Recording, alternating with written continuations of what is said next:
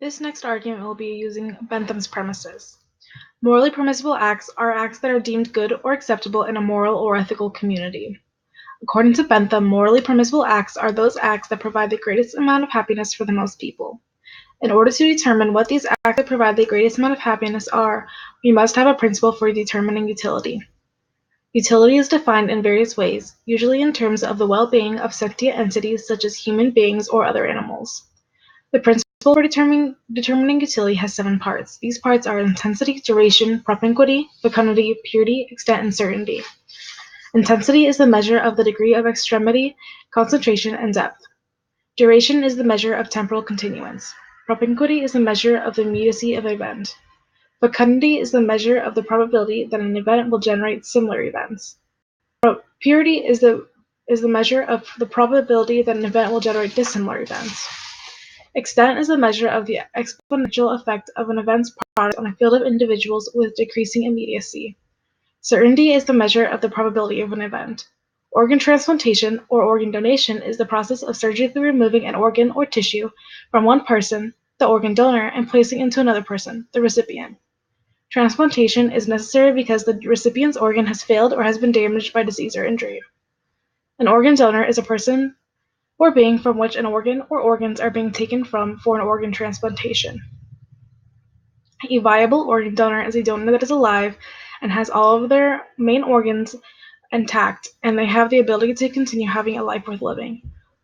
A non-viable organ donor is one who is dead, dying, or one who cannot live as a person.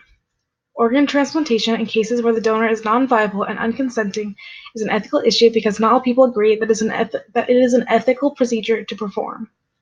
According to Bentham, organ transplantation using a non-viable donor is morally permissible because it provides the greatest amount of pleasure to the most people as according to the principles for determining utility stated in premises 4a through 4g.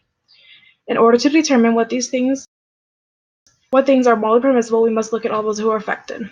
The further the relationship, the less the person is affected, so the less we consider their failings. This is extent as described in premise 4f. In the case of organ transplantation, where a donor is non-viable and unconsenting, the people affected in order of correspondence would be the organ recipient, the recipient's family, the donor's family, the surgeons, people on the committee for organ donation, as well as society. The organ recipient is most likely going to be affected in a positive way. The organ they received was most likely given to them to help save their life. Receiving the organ probably reduced pain for them and prolonged the duration of time they have left to enjoy life. The person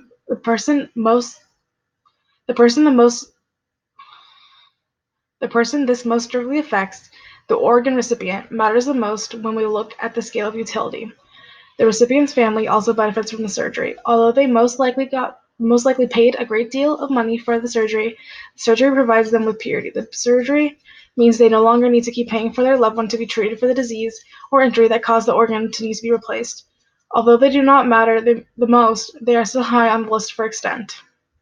The donor's family is also affected in the process of organ transplantation. Although their loved one is no longer a viable human being, they will still experience grief from their loss and maybe even heartache at the thought of their loved one's organs being removed from their body after death. Families of donors, however, can still experience happiness at the thought of their loved ones helping to save a life. The surgeons would be affected somewhat negatively for a time while they are thinking about the surgery. If it went well, if it didn't go well, but overall, they will end up having a feeling that they helped save someone's life. The Organ Transplantation Committee and Society are low on the list because after surgery, the committee is not really affected much other than if they think about the success or failure of the surgery. Society is affected because not all people have the same views on the process of organ transplantation.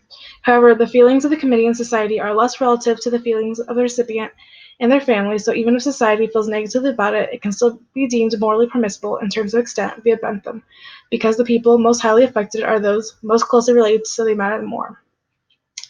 The organ donor himself is not on the extent list of people affected because he is no longer living and can no longer be affected by any decision after his death.